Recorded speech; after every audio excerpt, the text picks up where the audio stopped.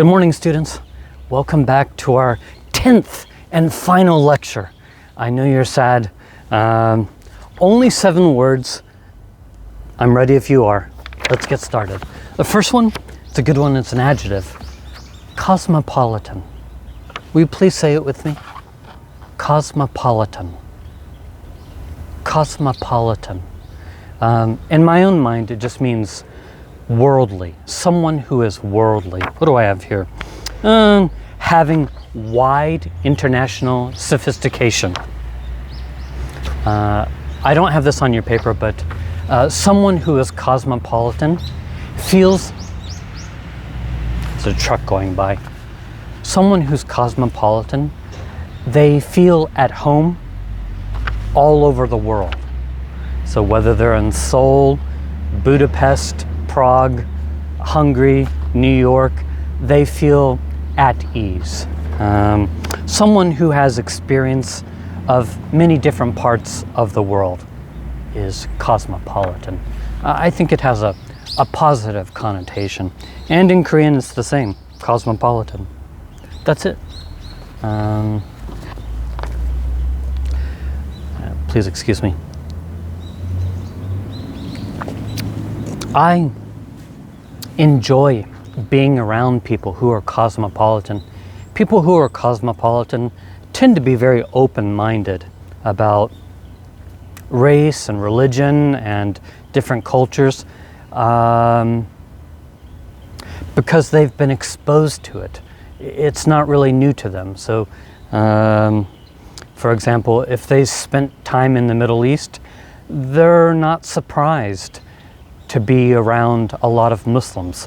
Or if they've been to India, it does not come as a shock to be around Hindus, and so on and so forth. So that's cosmopolitan, is just someone who's worldly.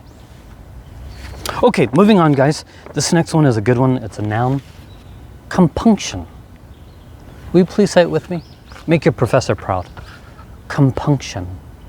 Not pumpkin, but compunction.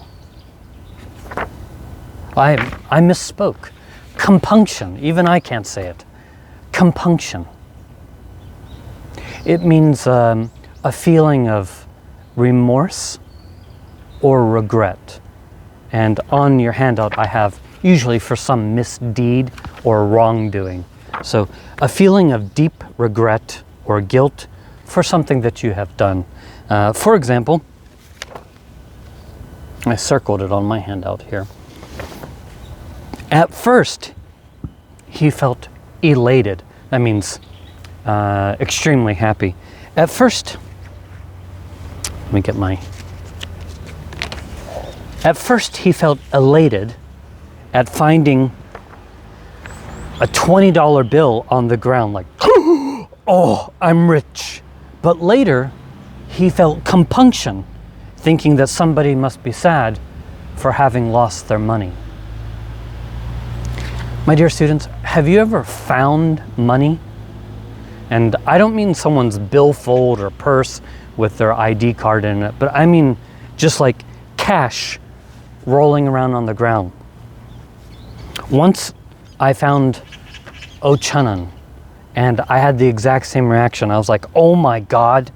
And then I hesitated, knowing that it wasn't mine, but also the likelihood of me finding the owner was minuscule, very small. So if you ever find a $20 bill, by the way, these are the old ones. This one's 1934. They have redesigned the currency to make it more difficult to counterfeit.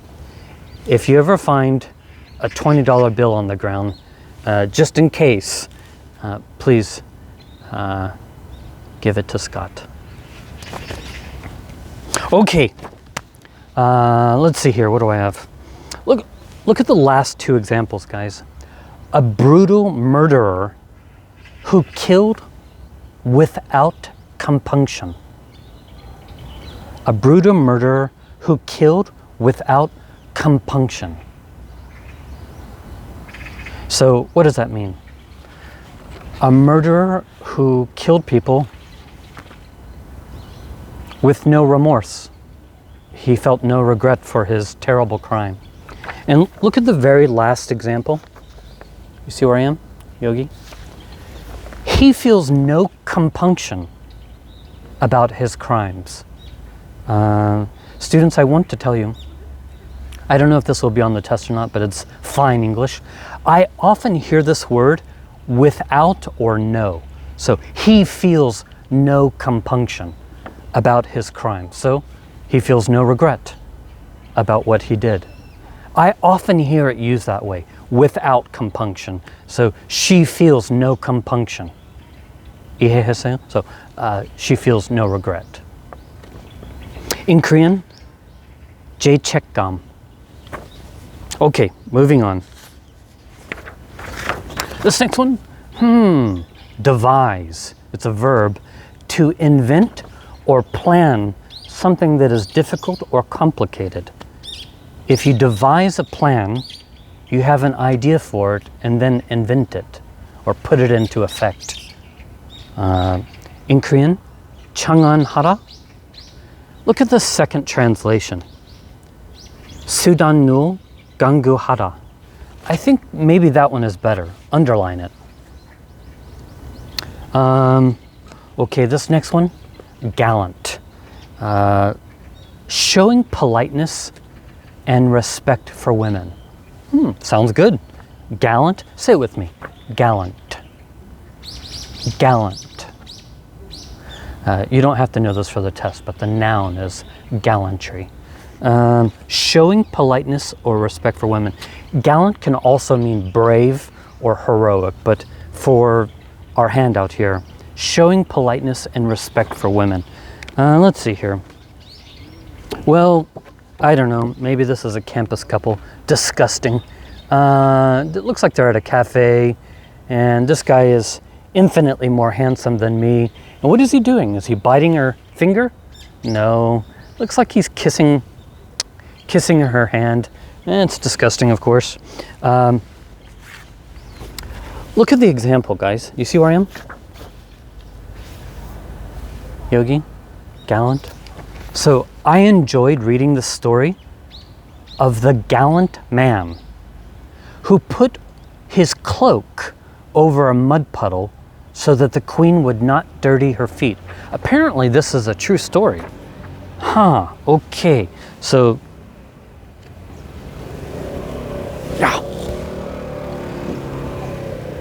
this man, you don't have to know this for the test, his name is Sir Walter Raleigh, and he lived in the 1500s. And you see this piece of cloth here? He's kind of wearing it on his side.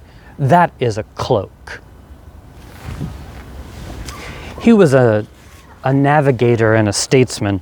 I think he needed money from Queen Elizabeth. Here's another picture.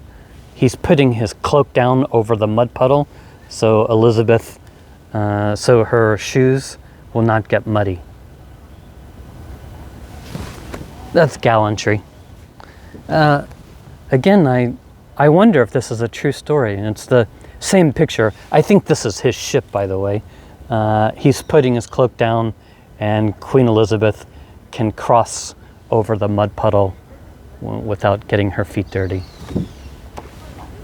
By the way, guys, they actually made a movie about this.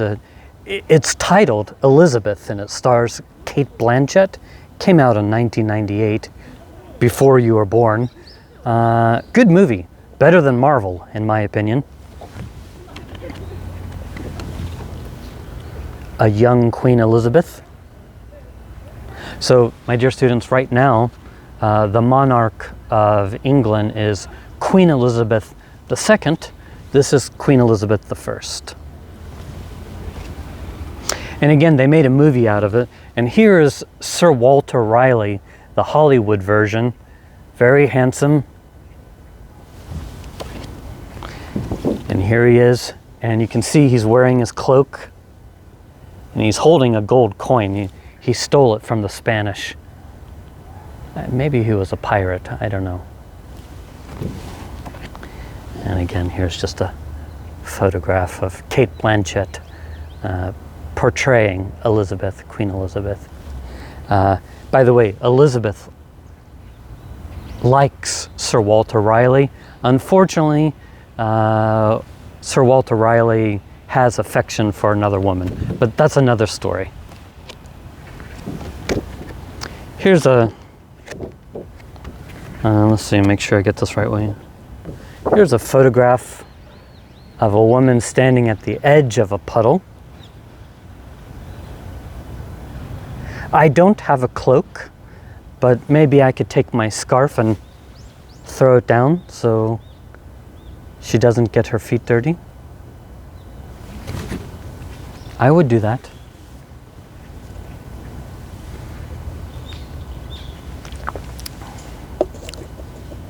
By the way, I read on the internet the word gallant is antiquated. Do you remember antiquated? It means out of fashion, out of date. And you know, I'm a dinosaur, so maybe my thinking is antiquated. This is a picture of me, and this is the beginning of the spring semester. Here's a picture of me relaxing in my apartment. Just kidding. No, seriously, take a look at this photograph. Again, the vocabulary word is gallant. Do you know what's happening here? He is not putting on her coat. He is putting his coat on her. That's an example of gallantry. Do you like that? I find it attractive, but maybe my thinking is antiquated. I don't know. Look at this. So here's a hotel man, and he's offering an umbrella to a young woman. Maybe this isn't the best example because he's getting paid. Here's a better example. This is better. A young man offering his umbrella. He's gallant. Do you like that? I find it attractive. If it's sincere.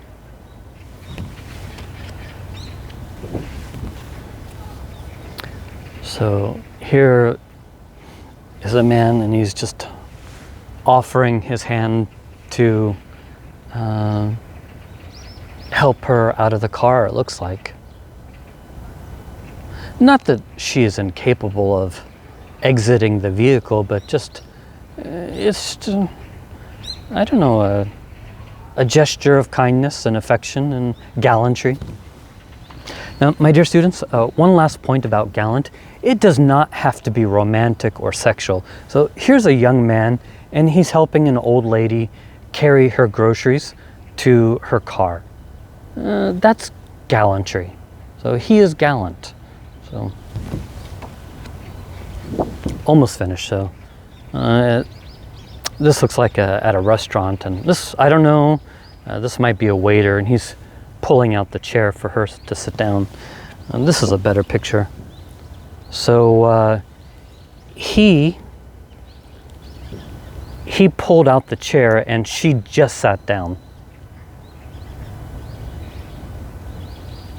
You could say he is gallant. Do you like that? Some women do not like it, and that's okay. Last one.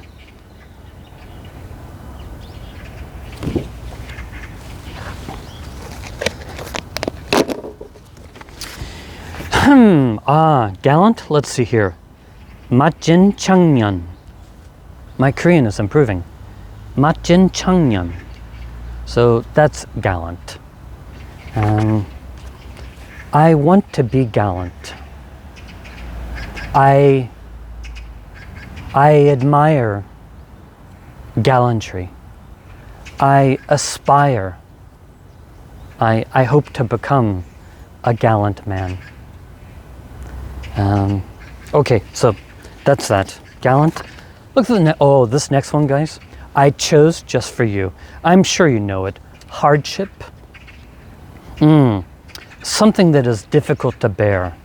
something that is hard to bear or endure or manage physically or emotionally.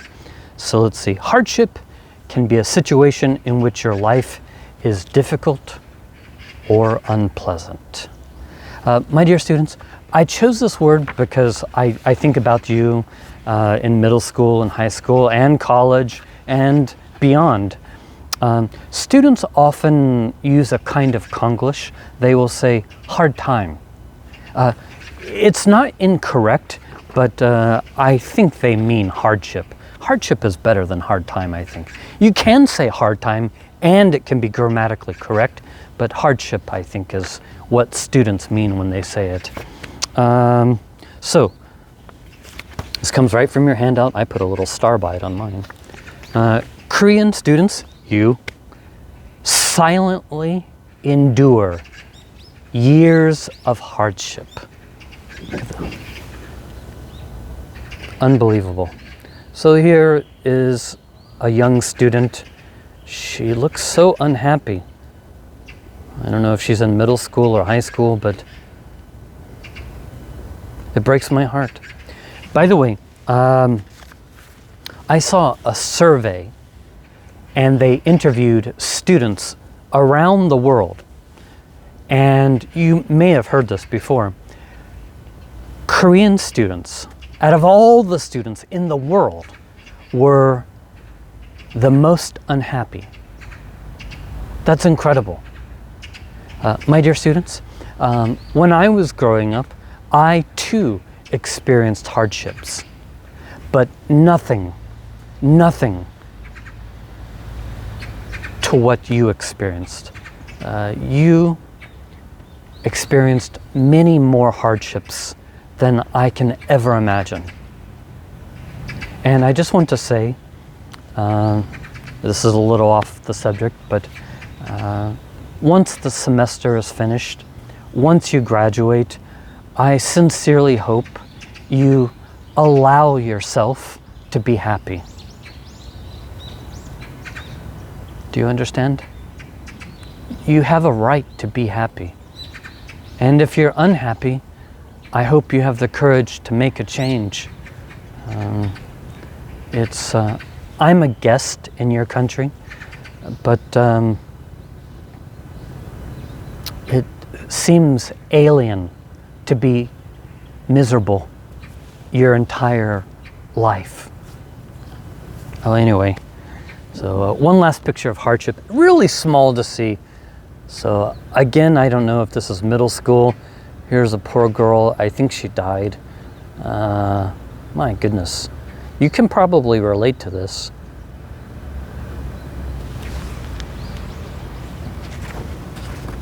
In Korean, I'm not really sure. Gonanui shigi, years of hardship. I hope your years of hardship are coming to an end.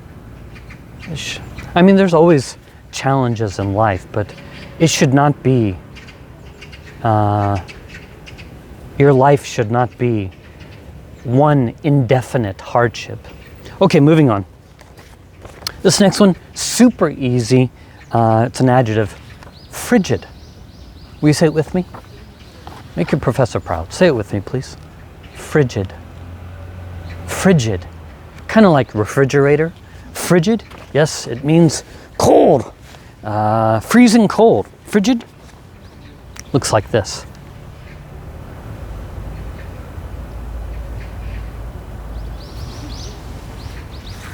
I have an example which I circled on mine. Will it focus? I don't know. I can't see. I need reading glasses. Do you see it, guys? Come on, folks. Oh, there it is. Good. So, in frigid weather, I always wear 3 or 4 sweaters. Actually, I have a confession.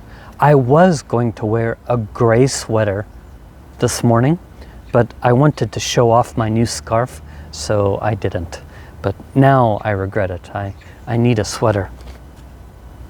In Korean, mopshi chuan. Mopshi chuan.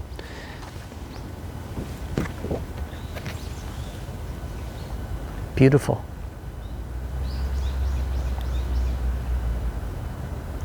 A little snowflake. Here's a guy. He's outside in frigid weather, it would appear. I really like this next photograph. It's a woman in Canada, Quebec to be exact. I've never been to Canada. Perhaps I'm not very cosmopolitan, but looks like a cold country. The weather appears frigid. I don't think I would want to live in Canada. Safe country, more safe than Miiguk, but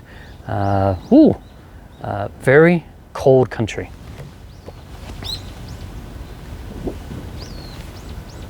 Beautiful icicles. In English, we call these icicles. What are they called in Korean? I don't know. Tell me in class, okay?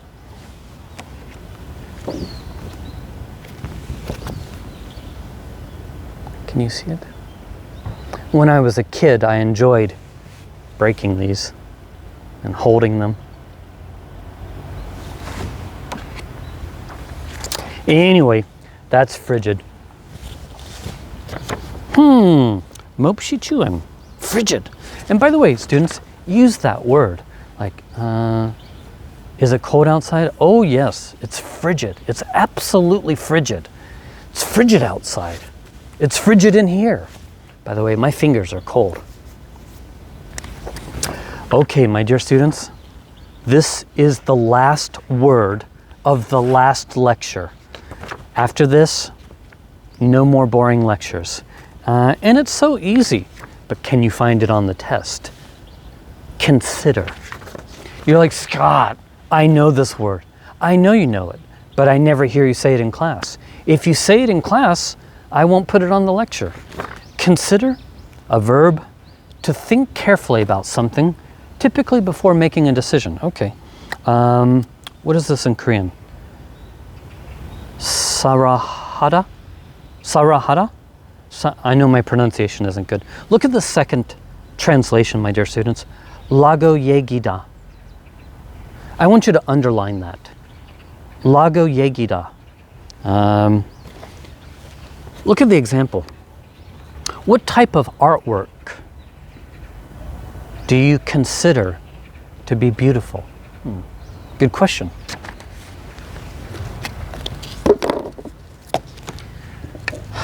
I need some coffee before we consider that question.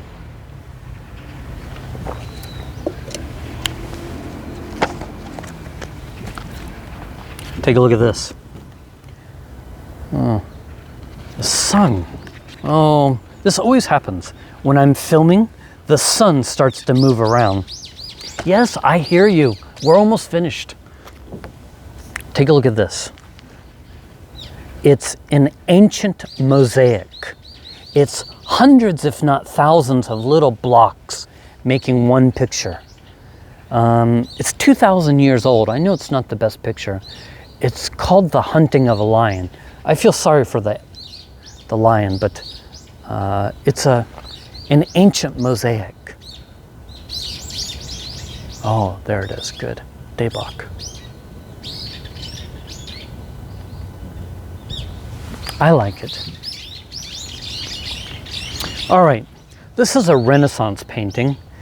You may not like it. It's not my favorite, but this is a cool painting because there's so much symbolism in it. There's a dog, shoes in the mirror. There's some writing in the background. These candles, some are lit, some are not. Anyway, it's a fascinating painting just by the symbolism. This is a self-portrait of a German artist named Albert Dürer. You might be familiar with his work.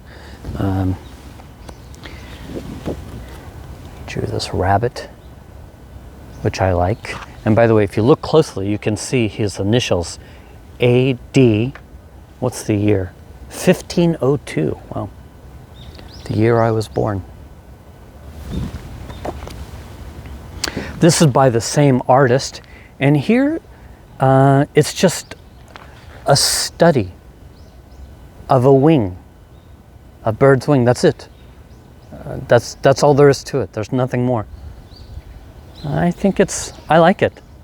I think it's cool. This style is probably the most loved around the world, and that's Impressionism and Post-Impressionism. Of course, we have Van Gogh. A lot of these will be familiar to you. Do you know what these are? I think they're crows.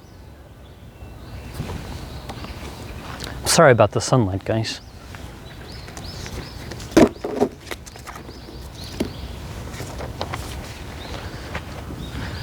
This is a very famous painting by Van Gogh. I think it's titled Irises. And you want to hear something funny, guys? I really like this painting because it reminds me of my youth. My mom and dad used to grow these irises, and I like this painting so much, I accidentally printed it twice. I did not mean to do that. Shows you how much I like it. I like this painting. This is by an artist named Gustave Caillebotte. And I saw this in person in Chicago in 1997 at the Chicago Art Institute. It's a very large painting, and I don't know why. It just affected me. The title of it is Rainy Day, Paris Street. I don't know why, it just appeals to me. Here's the painting in the museum. I did not take this photograph. This is just something from the internet. This is a painting by Monet. His paintings are treasured.